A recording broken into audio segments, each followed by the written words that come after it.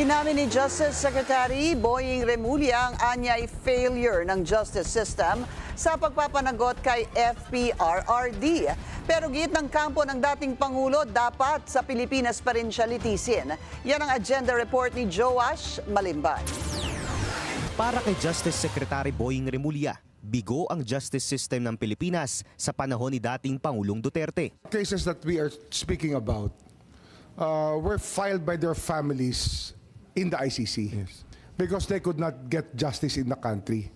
I think that's one thing that nobody wants to acknowledge, is that there was a failure of our justice system for a long time. Sa Senate probe kahapon sa legalidad ng pag-aresto sa dating Pangulo, sinabi ni Remulla na napilitan ang mga pamilya ng EJK victims ng madugong drug war ni Duterte na dumulog sa ICC dahil hindi nila makuha ang hustisya sa Pilipinas. 95% daw kasi sa mga drug operation noon, walang police reports, lalo na ang mga itinuturing na wrongful death situations. When we tried to dig further and we spoke to the medical legal, the most known medical legal person in the country, Dr. Fortun, when she investigated a wrongful death situation, the death certificate indicated cardiac arrest as the cause of death.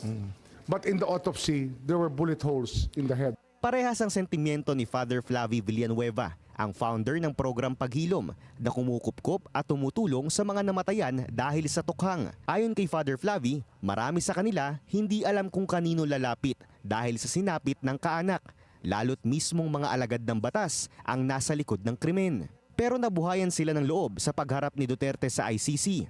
We sought them ay unti-unti nabubuo muli ang kanilang sabihing pag-asa na ninakaw dahil sa pagpatay. Sa tala ng PNP, mahigit 6,000 suspects ang namatay sa anti-drug operations mula 2016 hanggang 2019. Nasa pagitan ng 12,000 hanggang 30,000 naman ang nai-record ng ilang human rights groups. Kasama riyan ang mga naging vigilante killings na hindi recorded bilang official police operations. Sagot naman ni former Chief Presidential Legal Advisor Salvador Panelo, kung totoo raw na may injustice, dapat daw ay nagsampa ng kaso ang mga biktima.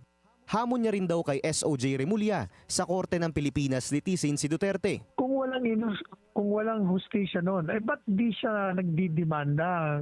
Secretary of Justice siya, trabaho niya yon. Bakit di siya nagdidemanda?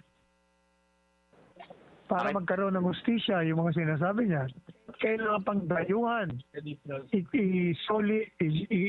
Isuko nila. At sa pamamaraan na gano'n, sinusuko nila yung sovereignty ng bansa. May buwelta rin si Senator Alan Peter Cayetano. Hindi man daw perpekto, pero gumagana ang justice system ng bansa. Our justice system is working.